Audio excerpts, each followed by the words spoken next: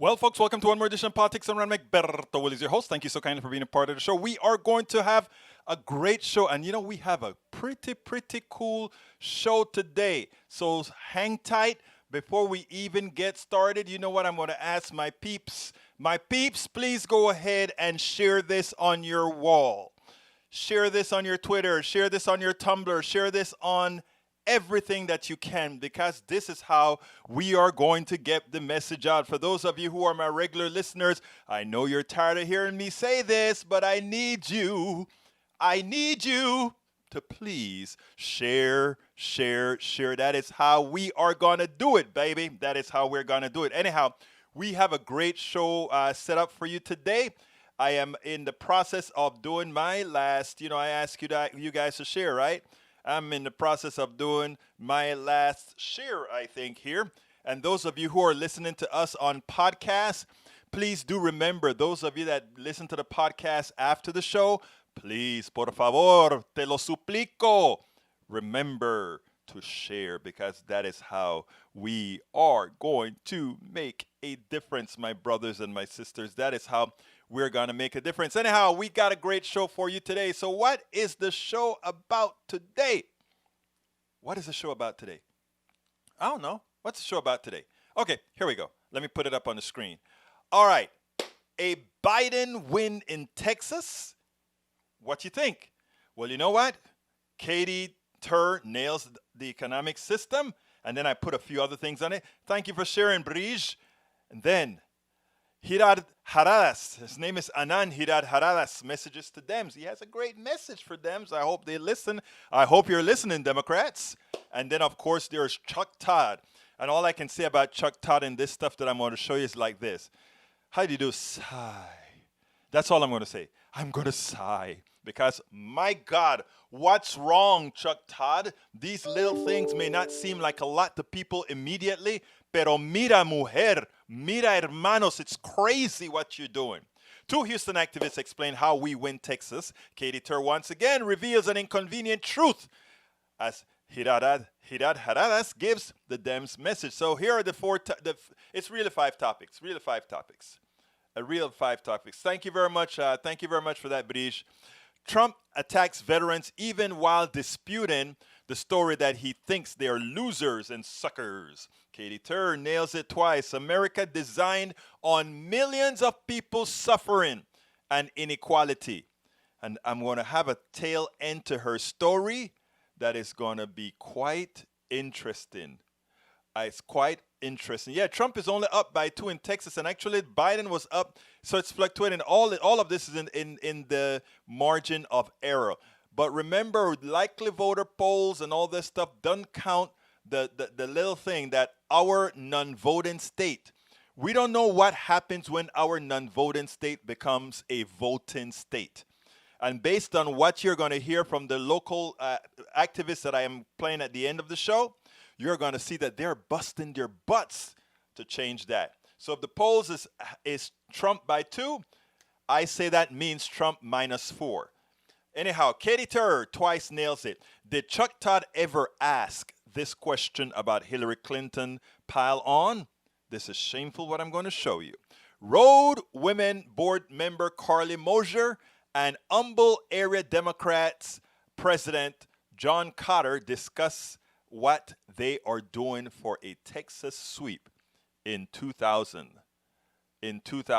Please, Umberto, let me call Lynn and debate you. Let's see. What are the powers that be the support social mainstream media?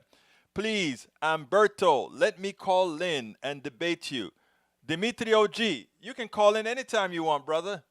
You can call in anytime. This is y'all's show. You guys know that. And the number, you know what the number is. Let me put that on the screen in case you want to call in. The number is 346-248-7789. 7799. 346-248-7799. The ID is 254-600-9091. 9091. Michael Rudden said, nah, I like to look at the aggregate average of polls to get the bigger picture.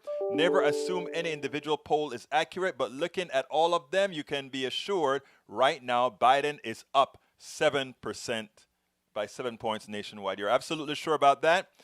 And but we can talk about a lot about that later on. You guys can tell me stuff. Anyhow, here's how I want to start. You know, Donald Trump has been complaining about, oh, all the stuff that they've spoken about, that he hates the military. All that stuff is not true. But still yet, even his words when he's defending that that's not who he is, says the same thing, that he hates the military. Do you doubt it? Check this out. Mr. President, some people are having a hard time believing your denial of the Atlantic story because of what you said about John McCain in the past. Do you understand that? And have you asked John? No, I don't understand. And have you asked John Kelly to refute that story? No, I don't understand it at all, no, because I've always been on the opposite side of John McCain. John McCain liked wars. I will be a better warrior than anybody, but when we fight a war, we're going to win them. I will be a better warrior than anybody, but when we fight a war, we're going to win them. And frankly, I was never a fan of John McCain. You know that. It's been very obvious. All right, folks, let's be clear. This is a guy who got supposedly bone spurs, which stopped him from being able to enlist during the, what is it called, during the draft. And also, let's also recall that he threatened to take his son out of his will if he ever decided to join the military ranks. So he's not out of character at all. He also said he doesn't like people who get caught, right? We didn't have to ask anybody else if he said that. We know he said that. So whenever you hear the pushback on that, my brothers and sisters, do not allow it. Make sure that you always stay up and remind people of all these issues relative to Donald Trump, because it is absolutely the case that Donald Trump thinks the military is there to serve him, and that those who are silly enough to join the military, shame on them. Anyhow, the second part, the second thing that we want to talk about now is an interview that Katy Tur did. And I can't tell you how impressed I am with Katy Tur, because she is using the platform, the MSNBC platform, which is a corporate media, okay? But the way in which she uses it and the way she actually says things, it is profound, if not subtle. And when she says it, it gives those of us that are doing this independent media the opportunity to expand on the reality that she is showing. Remember, I've always told you that we are really in a depression. But because the depression is not going to be televised, you won't know the dire straits that a lot of your fellow Americans are in, right? Those of us who have jobs, those of us who can get things done, we are fine, right? And to us, things look good. In fact, certain things are cheaper now. There are more people fighting to try to get a job. But there's a very large percentage of this country. They are living in dire straits. And I don't know about you, but I am an empathetic person. I don't know about you, but actually, I do know about you. If you're watching this program, if you're listening to this program, or if you're even trying this program as a right-winger, deep inside, there's that yearning. There's something that you're yearning for, to say, hey, man, I really got to care about my fellow man. And like I said, it won't be televised, but the way a lot of the guys like Katy Tur and what's his name? I don't remember his name right now. What they're really doing, yeah, exactly. It's a K-shaped depression. Thank you for putting that up.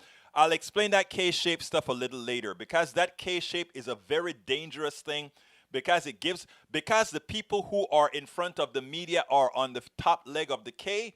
Many times the bottom level of the K goes unreported, and that's the thing that is definitely crazy. Let's see. Egberto, I'm actually going to unsub you. You fall in line with the mainstream media. Come on, Dimitri. You know better than that, buddy. Come on. What are you talking about, Dimitri? What are you talking about? Give me a call. Anyhow, here is the deal now. Because let me tell you exactly what she's talking about. And check this out. And then we'll take it on the other side. Katy Tur nails an American reality twice in one segment. I want you to listen to this, and then we'll take it completely on the other side. New data from the U.S. Department of Labor shows that the coronavirus pandemic is still battering the labor market. Last week, another 881,000 people filed new unemployment claims. 29 million people, or 1 out of every 5 American adults, were receiving some form of unemployment assistance as of mid-August. The unemployment rate sits right now at 8.4%. Employers added 1.4 million jobs last month, down from 1.7 in July, and the fewest since hiring resumed back in May. Permanent job losses are also of great concern, with 3.4 million people reporting their jobs are gone for good. Today, President Trump said this about the economy despite its biggest shock in at least 73 years in the second quarter. We are in the midst of the fastest economic recovery in U.S. history.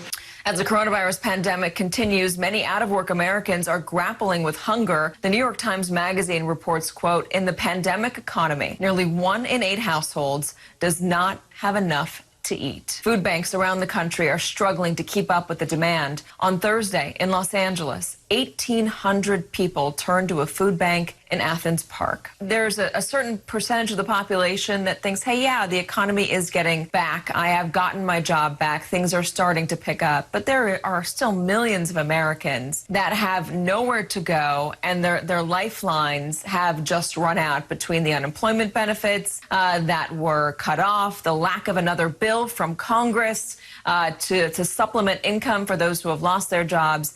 You can walk out the street in New York City and see the lines. I'm sure you can do that in most towns across this country and see the people in your neighborhood who are currently struggling right now. There are still 11 million fewer Americans with jobs now than there were in March. And it does increasingly seem that many of those job losses will be permanent. This didn't need to be. In Germany, the unemployment rate has risen 1% since then. In the U.S., it is almost doubled. And of course, these losses are disproportionately borne on those who are least able to have the resources to support them, particularly children, for example. One study from Brookings suggested that just over 1/3 of households with children under 18 are struggling to feed those children. Another study indicated that there's a threefold increase in depression because of unemployment that is related to COVID. And you mentioned my book, Tightrope. That is about how unemployment rippled through a community with a strong social fabric and kind of destroyed it, and left 1/4 of the kids on my old school bus dead from drugs, alcohol, and suicide. I fear that we are now seeing very rapidly unfold what had happened in slow motion in previous years. You say it didn't need to be this way. You cited what happened in Germany. Why are we set up this way? Why is our society set up to allow millions of Americans to go hungry and to struggle and to fall through the cracks? It doesn't benefit the entire society. It doesn't benefit anybody if you have millions of people who can't get by. There's a callousness, frankly, that has taken root in the last 50 years in this country. There has been the rise of this narrative about how it's all about personal responsibility and people can lift themselves up by the bootstraps. And when that phrase, lifting oneself up by the bootstraps, originated in the early 1800s, it was a mocking expression. It was a joking expression about doing something impossible. And now all of a sudden it's an instruction for what people are supposed to do to help themselves and their families at a time when jobs are unavailable. Our system is set up on inequality. Its foundation is inequality. You write this in the New York Times. You wrote it in July, actually. So perhaps today's national pain, fear, and loss can also be a source of hope. We may be desperate, our failures so manifest, our grief so raw, that the United States can once more, as during the Great Depression, embrace long-needed changes that would have been impossible in cheerier times. I know a lot of people who were hoping that this would be the moment where we figured out a way to keep an even bottom for everybody in this country. It doesn't seem like, by the looks of what's happening in Congress, that anything is happening, that there's going to be any systemic change. I think too often in this country, we blame the broader problems we faced over the last 50 years on industrialization, on globalization, on technology. And look, Canada, Germany went through these forces, they do not lose one person every 7 minutes from a drug overdose. They didn't see the social fabric disintegrate in the way it did in this country. We're the only country that doesn't have universal health care, that doesn't have universal paid sick leave. I think that in a pandemic, in a time of infectious disease, those shortcomings are a little obvious than they normally are. And I hope this will, like the election of 1932, lead to a mandate for far-reaching change, so we will be a little bit more like Canada and Europe. It's made it even more glaring. Just think of all the Americans who had private health insurance, who no longer have private health insurance because they've lost their jobs. As they explained what Americans are going through, Katy Tur came to the realizations of two very important issues in America. Right now, we are still based on two very important principles that nobody really articulates, that nobody talks a whole lot about, but it is fundamental within capitalism. It is suffering and the fear of suffering. That's number one. And number two, a distinct dependence on inequality. I mean, if you really understand that that is what our economic system is based on, in other words, suffering, why? You so fear suffering that you will take whatever is given to you. You won't fight for absolutely what is yours. And inequality, it depends on the gradation of people, the different salaried people, so that you have an expectation of growth in as much as it's more than likely fleeting, except for a distinct percentage of the population, except for a few. And we're constantly driving for something we will never have. And we've always and continue always to be played. It is hard for people to believe. It is hard for us to really instruct people that this is fundamental to the existence of this economic system. It is hard for them to really see that it could be this callous. When you see the person in the three-piece suit, or in these days, a regular suit, when you see the people doing their work, when you see the offices pristine, when you see when you have the belief that you can strive to be anything, not realizing that you have to be chosen to strive. When we get that message out, then we can really create that egalitarian society, that society where we really have equal access to success. But Katy Tur hit two nails with that hammer: suffering and inequality. Okay, I think Dimitri may be on the phone. Brother Dimitri, hola, ¿cómo estás? Talk to me, my brother. Muy bien. Thank you, hermano. You disagree with me. I don't know. I'm kind of lost at what we're disagreeing with, but shoot, make your complaint. Well, we agree, but we disagree. I mean, does Trump need to be out of there? Of course he does. I think we both agree on that.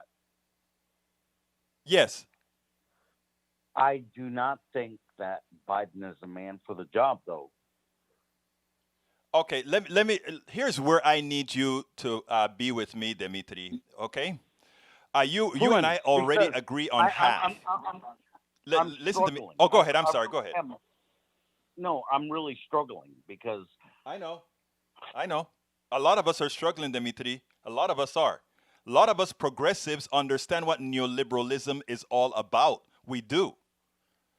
But we also understand, Dimitri, that the headwinds were such and the game was so rigged that we were unable to do what we needed to do. Do you agree with that? Yes. Okay, now let me interject, if I may, for just a moment. Yes, sir. So we know that the game has been rigged. Yes. So are we just supposed to fall in line with the choice that we're given, even though they know that they screwed us progressives, and just accept it? Or do we make a stand at some point? Because in my opinion, sir, and I love your show, I really do. That's why I follow you. I know. But in my opinion, I think that if we do not take a stand at some point, it don't matter how many years could go by. It could be my kids, my grandkids, my great grandkids, we're all going to get screwed over because we never take a stand at some point. Let me tell you We're now. only offered two choices. Mhm. That hey, we got this son of a bitch over here, and then we got Joe Biden. Come on, Can Joe I go ahead Biden, and make a response now, my brother? please, sir. And this is where I need you. And this is what I ask some of the progressives. You know, I think you guys have enough respect to me for me to know that I'm not some pushover. And do I have that correct? Yes, sir. Okay, so here's what I'm I saying. wanted to call in because I don't want to disrespect you in any way. No, you're I do- not, I- sir. you know- You're not. And we are supposed to have disagreements and then come to a conclusion. And here's why I'm asking all progressives to bite this bullet. Here's why I'm asking all progressives to do that. I can see a path for us getting control with a Biden. I don't see a path of us getting control with a Trump. That's the problem. Well, I agree. I agree with that. Okay. I mean, between you and I, and everyone else, and the whole world, I do definitely agree with that. Okay, Yes, so sir. sir, my brother. So here's what I'm saying. Here's what I'm saying. We are all very smart. And you're an activist. You are very smart. Very smart. What I'm asking progressives to do, you know, they say, but every time we bite the bullet, every time we bite the bullet, and I want to take it a step further. I want to say, for every time that we've bitten a bullet, progressives have No, gotten. please enlighten me because this is exactly what I need. Because and you know what? And I'm sorry to cut you off. That's all right. Go ahead. Egberto. I'm one of these guys who's on the fence, who either I vote for Biden or I don't vote at all. I get you. I get you. Do you understand? I mean, I know Trump. Sir, I am with you. Know, you have to remember this. Let me tell you something. You and I are not cut out of different cloths, right? We just have a different process right here, and I'm trying to convince you. I'm trying to respectfully convince you, because if I respectfully convince you, and I convince you, and you get a chance to convince, using geometric progressions, convince a whole lot more, we are going to have a landslide that will be owed to progressives, and nobody's going to want to pay us back. Look, let me tell you how I think, Dimitri. Okay, I am not asking for favor. I am not asking for favors from the middle. I'm not asking for favors from neoliberals. I'm not asking a favor from anyone. What I'm doing is playing our game.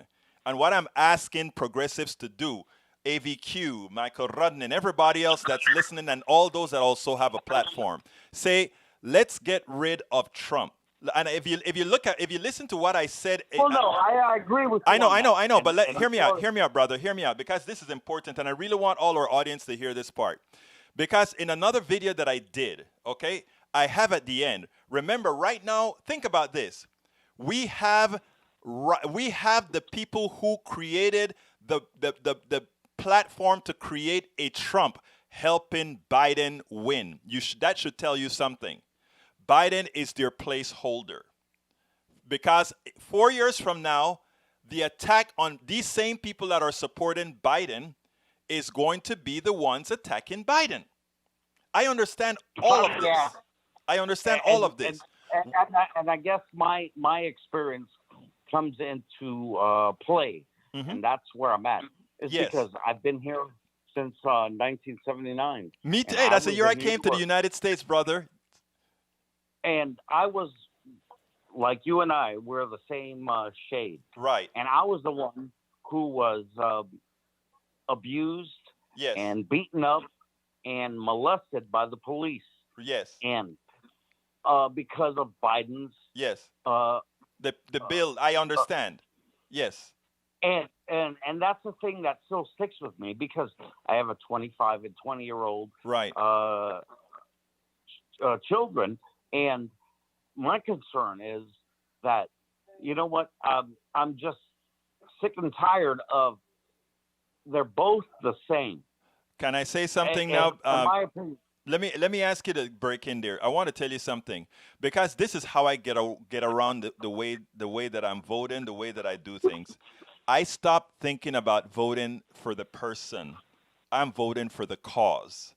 and if you think about voting for the cause, and if like you said before, you agree with me that there is an easier pathway through Biden for us to get our ultimate goal, meaning progressives. Because remember, take a look at what progressives have attained in Congress. And let's look at our progressive, I look at the youngsters as well, AOC and all these folks, right? If you notice, I had a decision to make over the last several few weeks. Was I going to participate in the People's Party? There's a new party that's formed of our, progressives, etc. And I said, you know what? I think for right now, I need to continue playing the ball that I'm playing right here and continue to urge progressives. Let's look beyond Biden. Hey, BB, I like that. Beyond Biden. Hey, I kind of like that. Let's look beyond Biden. And that's what I'm asking you as well, Dimitri. There's a part of me that tears up and I cry silently inside and sometimes out loud by myself because I realize the things that I went through as a young adult. I know. Teenager and whatnot. And I can't believe that I had to go through that. And it tears me up. And it kills me on the inside that my children, which both are grown, will have to go through that.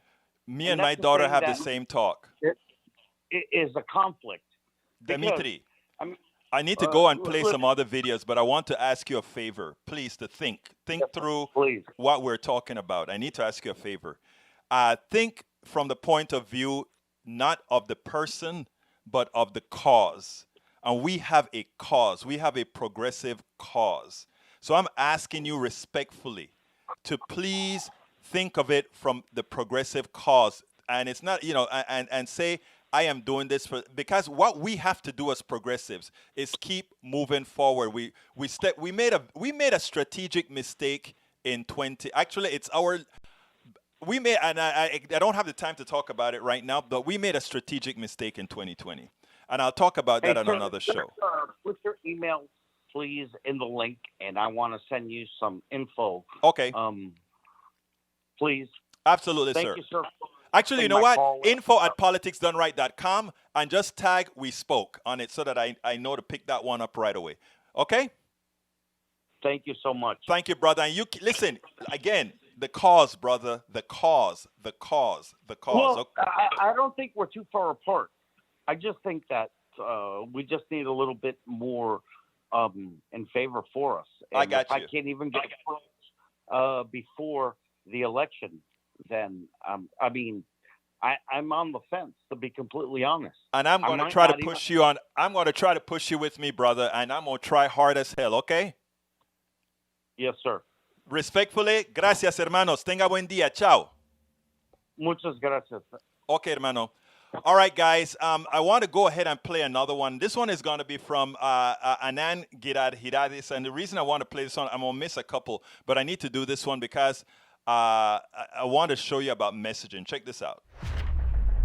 According to the polls, Joe Biden is beating Donald Trump by over 6 points. And in beating him by over 6 points, it would show an electoral college rout. But you know what?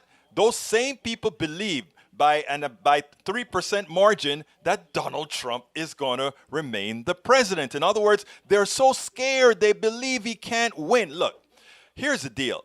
The reality is Donald Trump is going to lose this election if we do our part, which means we get our people out to vote. Now, if we really do our part, if we really do what we're supposed to do, it's going to be a landslide. And I want you to listen to Anand Girarharadas because he has a message I think Democrats should have flowing off of their tongue. I've spoken about this several times in several blogs I wrote. He expressed it in a pretty darn good way here. Check this out.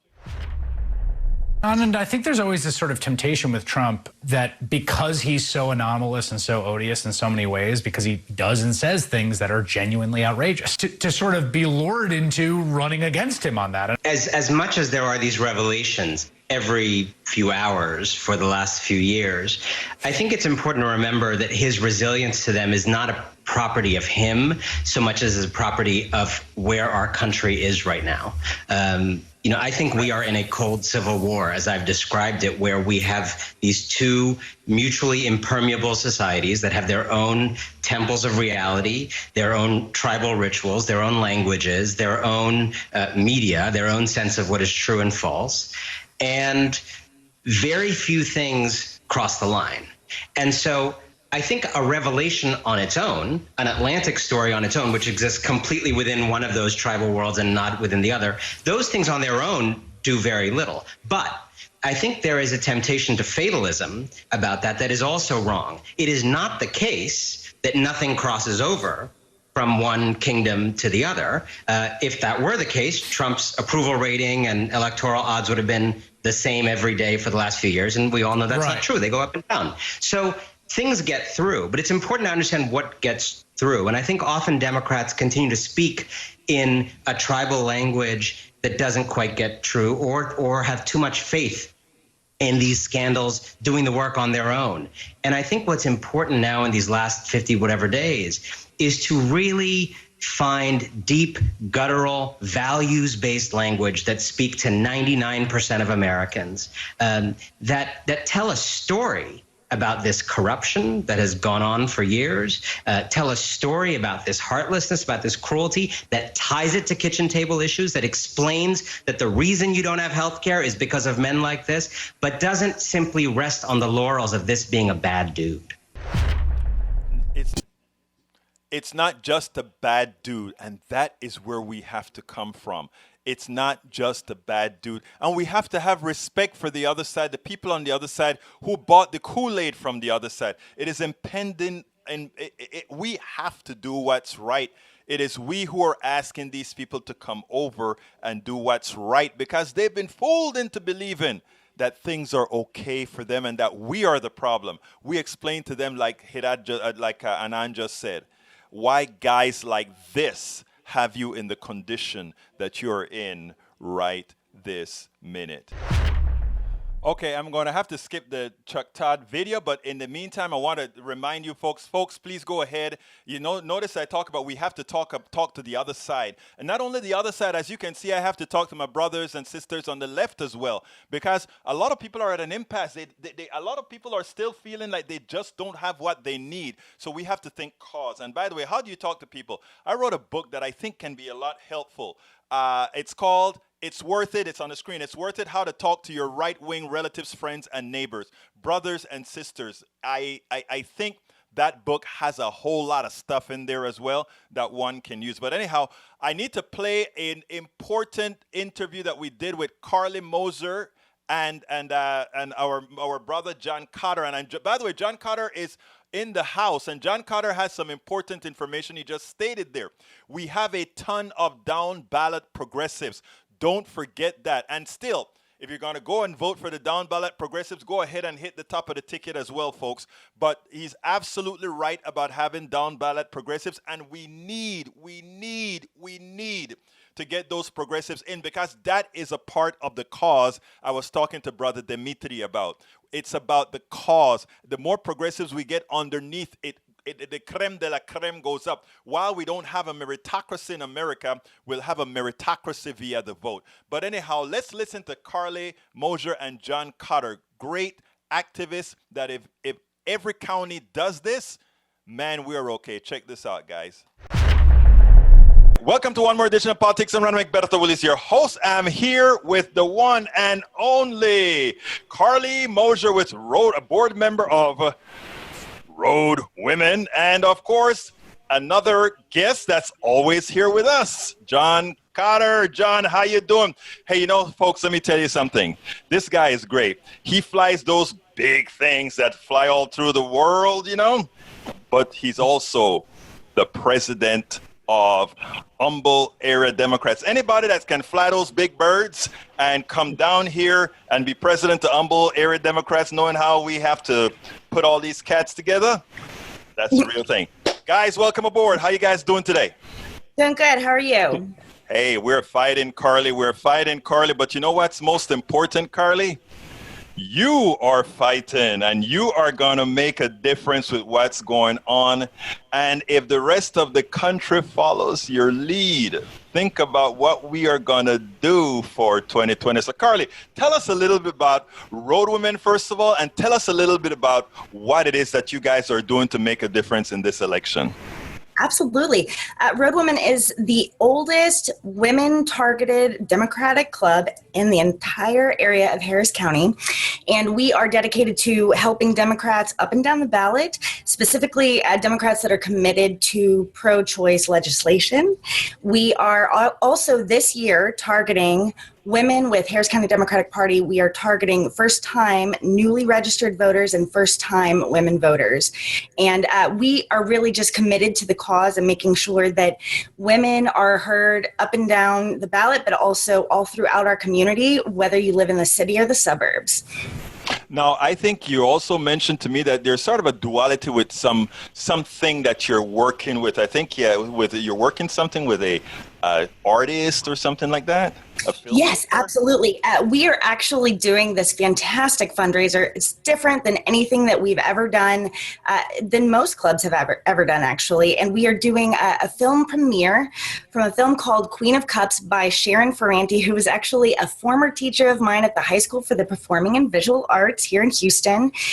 She is a member of the LGBT community, and she did this beautiful film that talks about bigotry in small town Texas, done with local artists, shot locally around Houston. Like, you'll see the Heights in there, and also like Brenham and small towns around there for the small town feel.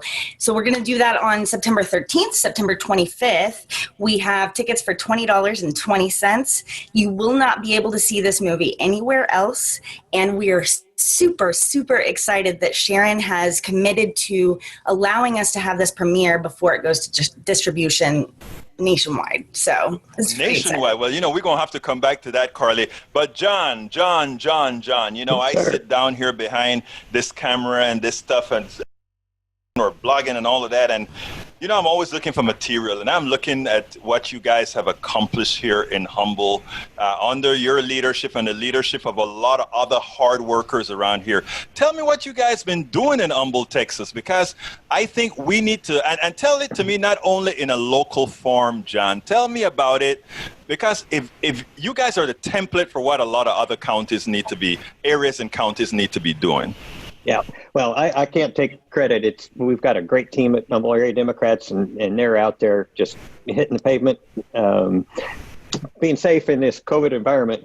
But the big thing that we've been working on for the past 5 weeks is a voter registration drive, and it's targeting apartment complexes around northern Harris County, primarily in Natalie Hurtado's district, where she's running, which also overlays with Seema Lajavardian's CD2 seat.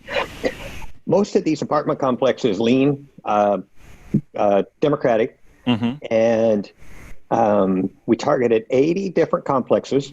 80 complexes, 19,800 voter registration cards were placed on the doors of these complexes. Wow. Now, let me ask you something. When you do that, when you go out there and put these things out, is there some sort of follow-up to make sure that you see that increase in registration in the area? I know you probably can't do it on a per-person basis, but do you do something to kind of see what kind of registrations are out of the area? Yeah, normally what we did, when we were doing the research on the complexes and everything, you could see the number of registered voters in each precinct. And so when you target the apartment complexes, now we can go back after the election and see how many registered voters. And, it won't be all the people that we reached in the lit drop, but if you have a percentage increase, you have a good feeling that it had something to do with it. Absolutely. You know what is great? I was listening to some of the news earlier today, and I found out that Texas has a huge increase in people registering to vote. Of course, we know that's attributed to the work that both of you are doing, but John, I've been singing for a long time that we're going to turn Texas blue, man. We're going to, this is going to happen sooner than later. And I think it's going to be a shocker this election, because I think all the stars are aligned to do it if we do it. I hear a lot of people that are constantly scared, and it gets me upset. They're scared about this election. I am not scared. And you know why I'm not scared? Why is that? Because there are guys like you I see doing stuff. And I'm not trying to, that is not about being nice or anything like that. I mean, when you look around the country and you see the dedication with what you guys are doing. I mean, I follow you guys on Facebook, and I'm looking, and just on Facebook, I know you're other places, just on Facebook, and I'm like, damn, people have masks on, we are in a pandemic, and you guys are out there. It takes some oomph to do that. Tell me about that, Carli. It takes some oomph. It does. And, you know, we're actually having to figure out this new way of organizing during this time of COVID and pandemics. And, you know, people are scared to vote by mail. They're scared for everything. But then you see wonderful volunteers that are going out there, masking up and doing these lit drops, which are huge. It's a big deal. The people that are actually doing the work aren't just the leadership in these clubs. They're the members of these clubs. They're the people that we're reaching out that have never done anything before politically in their life. And they are so motivated and so excited about the possibility that Texas could once again have Democratic leadership in the House and the Senate and the governor's mansion. You know, it's been a minute since we've had a Democratic governor here in Texas, and I think we're all kind of looking forward to that day. But we are focusing now so much on these 17 House seats. To bring us to where we're probably going to end up going, tomorrow we will start this series of forums that we're going to dedicate to the 17 most flippable House seats in the Texas legislature. And we have a guest, Ann Johnson, who will be one of our first guests tomorrow night. And I have seen people out that have never block walked in their life. And they are masking up and getting out there and taking the risk because they understand that this is literally the most important, imperative election of our lifetime. Absolutely. John, tell me a little bit more about all these, what do you call them, forums that you're going to have? How are you going to use these forums to try to get people to come into the fold, and not only come into the fold, but actually go to the polls? Well, this is actually a continuation of the series, the 2020 Democratic runoff forums we had earlier this year. And those were very successful, and we had a good outreach in the community. We decided to expand it to a statewide audience. So that's why we targeted those 17 House races. All of those in 2018 were within 10 points, which makes them considered flippable. One of them was 47 votes. I heard about, I think you mentioned that before. Which one was that? I forgot. Oh, you're going to put me on the spot. It's a No, I'm not going to put you on the spot. No, okay, forget that I asked you that question, because no, it's okay. there are so many, there's so much going on right now. You know, we can't, look, let me tell you, the other day somebody said, hey, which district are you in? I know I'm in CD2. And I'm like, are we talking state district? Are we talking federal district? What are we talking about? But I think you guys see why I'm not scared.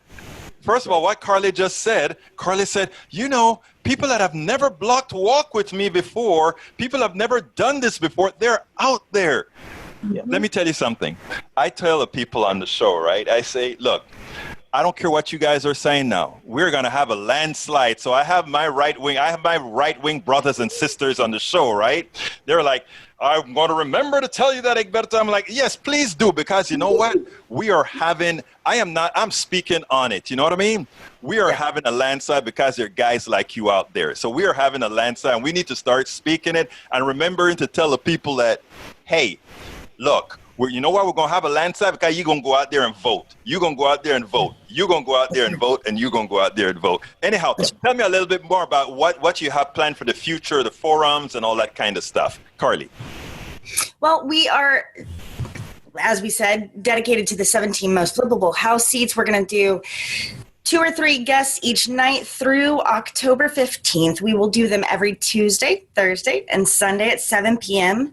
We will moderate it in such a way that we have Jaime Rodriguez as my co-moderator. So the two of us will have an hour of moderated discussion between us and those three candidates or two candidates that are with us that evening. And then we will open up the floor to live viewers.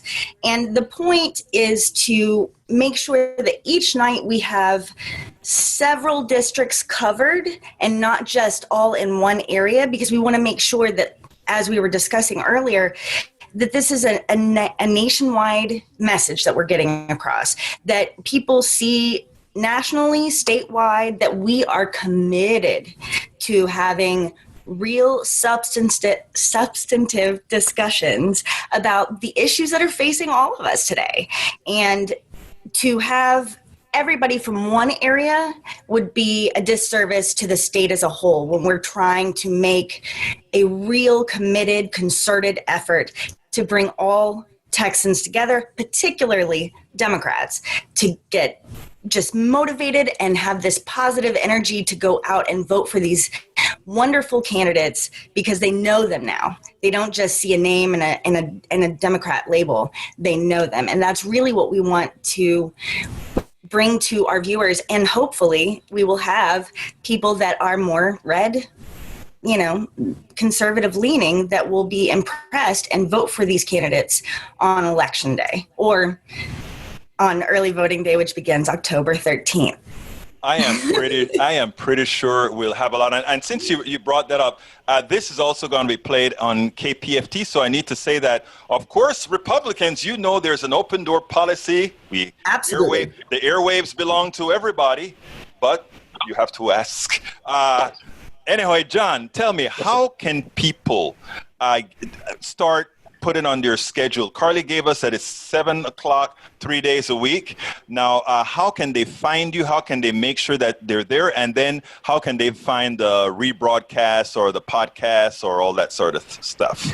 So it's going to be live streamed on our Facebook page, and it's Blue Outpost Texas. So Blue Outpost TX. Find us on Facebook, and we're also on Twitter under the same handle. And you can watch those every evening, the Tuesday, Thursday, and Sunday, starting tomorrow night. So we're 24 hours away. And like Carli said, the first hour, she and Jaime will moderate their own questions for the candidates, but then all of our viewers will have the opportunity to submit questions. So things that are important to the public all across the state of Texas will have a chance to share those questions and get those answers from those candidates so that people can know and understand what they're all about and what they do for us when they get to Congress. So, John, will the platform where they ask questions be the comments under Facebook, or Yes. or are you having it on YouTube as well, or just Facebook this time? We're working on a YouTube link. Okay. But for Facebook, for sure. Facebook, You for should sure. be able to find our YouTube channel, Blue Outpost TX, as well. It's a little bit, we're trying to build our following, so like, subscribe, all that good stuff. Well, I know you guys are going to give me information that I can blog it as well, so that we can put it out there, put it on, and also make sure it's all on the Kingwood area Democrats and every other Democratic site, et cetera, et cetera, et cetera. Absolutely. Yes. Now, okay, guys, what did I not ask you that you want to go ahead and tell us about going forward? Don't be terrified to vote. Be healthy, be safe, mask up, wash your hands, but make sure that you get out to vote. Make sure you take 5 people with you to vote. Make sure every person that you know that's turning 18 before Election Day is registered to vote. Make sure that their addresses are correct. Make sure everybody goes to vote. I had someone ask me last night how they could vote by mail. Unfortunately, because of the way that Texas legislature has handled our voting by mail, we are unable to do it without an excuse. This person doesn't have an excuse, so we came up with a plan together. So go online, find your local, your county clerks. Ours is Harris County Clerks, harrisvotes.com. Go make your voting plan. Find the voting locations, find the times. Make sure that you are prepared and you dedicate yourself, hopefully, if you're able, that day to vote in person, and make sure that your voice is heard. That is the biggest thing that we can all do is to get out and vote and encourage every single other person that we know to go vote. Carli, I want to tell you something. That is such an important message because, I mean, COVID is here, COVID is real. But what you Yes. just said is so important. You can mask up, you can have your hand sanitizer, you can go in there, do your vote, and do it in a safe manner. You can actually do it in person. You don't have to do it by mail. You can do it in person. Just mask up and have your cleaner there. So thank you for actually saying that, because I think I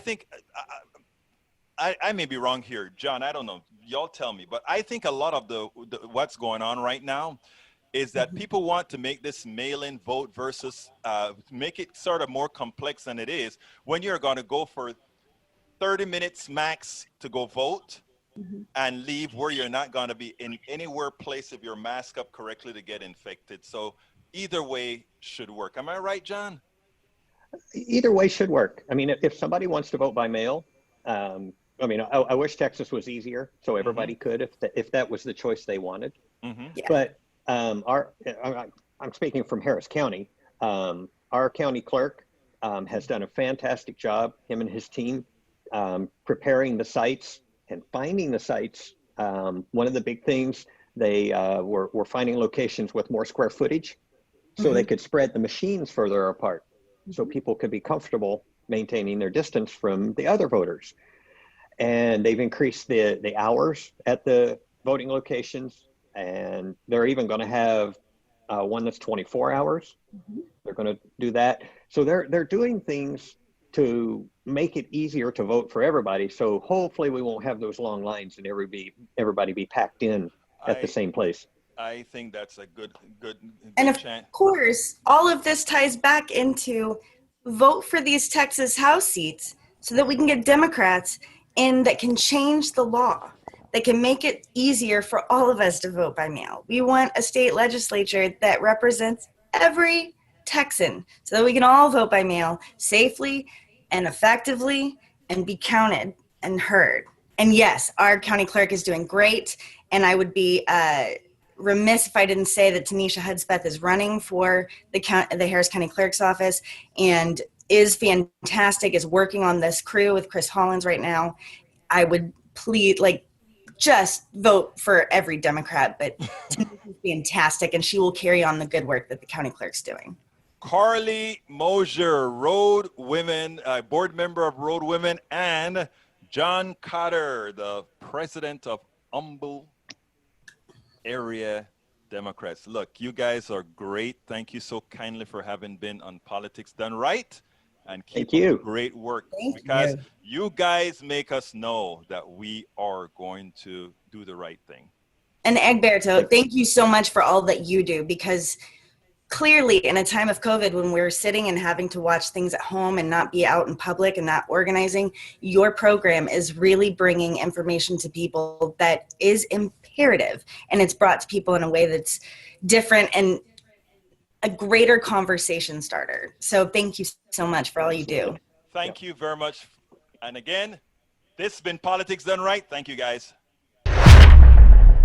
Okay, folks, I hope you like that. Before I acknowledge everybody, I want to remind you guys that this is a show that needs your support. Please support our show by becoming a Patreon. And how do you become a Patreon? Go to politicsdoneright.com/Patreon, politicsdoneright.com/PATREON, and subscribe at any level that you want to subscribe. You know that you're going to be pushing the progressive message forward. You know you're also going to make sure that we keep people informed. Likewise, you can support us via PayPal. How do you support us via PayPal? Go to politicsdoneright.com/PayPal, politicsdoneright.com/PayPal. Given that Facebook now allows memberships, we need to build some Facebook memberships, guys. Are you going to help us do that? That is politicsdoneright.com/Facebook, politicsdoneright.com/Facebook. When we get up enough membership, we're going to have some Facebook-specific programming, etc., etc., but we need to get the membership up there. And by the way, go to our store. Go to our store. How do you get there? Go to politicsdoneright.com/store. Guess what you can get there? Get our politicsdoneright.com cup. We have T-shirts. We have our books. And what books am I talking about? Hey, It's worth it. How to talk to your right-wing relatives, friends, and neighbors. And as I see it, class warfare, the only resort to right-wing doom. And you guys know I used to have my weight problem. I bucked that stuff, and this is how I did it. And you can do it your way. Anyhow, folks, we have all these things at our store. And by the way, all our books are also at Amazon.com. Just look up Egberto Willies and all my books will show up there as well. But anyhow, folks, please, please, please, let's get this stuff going. But more than anything else, I need Patreons. politicsdoneright.com/Patreon. I'm going to put that link in there one more time. politicsdoneright.com/Patreon. Anyhow, let me tell my great folks hi. Hello, Michael Rudnin and AVQ. Bridge MCP. Bridge says she liked the book and she's addicted now. So, hey, guys, go pick up the book. Help Politics Done Right by buying the book. We have Paul Fleming from ATL. Come on in, Paul. How you doing, my brother? Chris Dickey from Spring, Texas, right here next door, few 30 miles away or so. Dimitri OG, my brother from the other side. And we have Michael, well, I did Michael already. Norman Reynolds, my Caribbean brother. How you doing, my brother? Para ver quién más está aquí. We also have, I got Bridge MCP already. I know I saw some more in there. Just drop your name. Daniel Ledo, my right-wing brother. How you doing, my brother? Let's see who else is here. I got Dimitri already. Who else is here? Who else is here? Who else is here? John Cotter. John Cotter, guys that was featured on the last show right there. John Cotter, welcome aboard. John Fly those big birds. All right, let's see who else is here. Nanette Bird Smith, welcome aboard, Nanette. Let's see, I'm scrolling down a lot of messages in here. Tank 28, my other right-wing brother that tells me Trump is definitely going to win 2020. Hey, Tank 28, we're going to have to talk about that after that, right, Tank? Okay, let's see who else is here. Para ver. My brother, Curtis Jacobs. How you doing, Curtis? Keep on keeping on, my brother.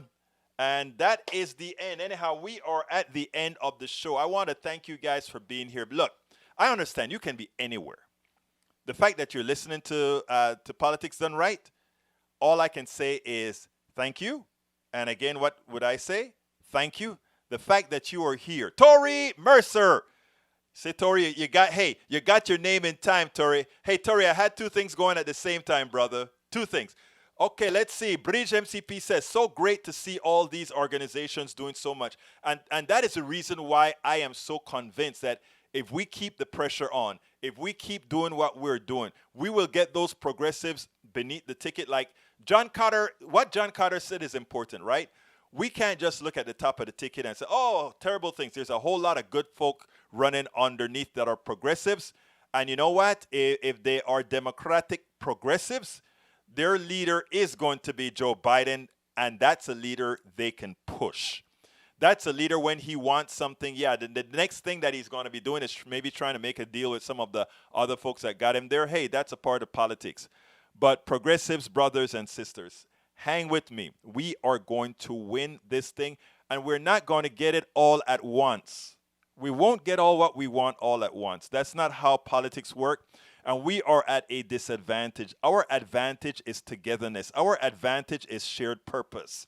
Our advantage is that the policies that we support, the policies that we want. Kathy Pascal, welcome aboard from Oregon. The policies that we want is what most Americans are asking for. The ideological stuff, the ideological spin is well calculated, well designed by many think tanks who have psychologists, psychiatrists, and all these folks working on them to have people vote against their own interests. But we can actually do better. And I tell you what, a lot of the stuff I do, and I put some of that in my It's Worth It, my book. So check it out as well. Yeah, I'm pushing my book. I need to push my book so that we can keep all this stuff going as well. Anyhow, folks, small goals, one objective. Bridge MCP. Folks, this is the end of the show. Thank you so kindly for being here. You know how I end this baby. My name is Egberto Willies. This is Politics Done Right. And how do I end this baby again? I am what? Out! I'm Egberto Willies, host of Politics Done Right, an independent news program. I post several news videos of interest every day. I ask you so kindly to subscribe to my channel. And please leave me some comments. Thank you very much.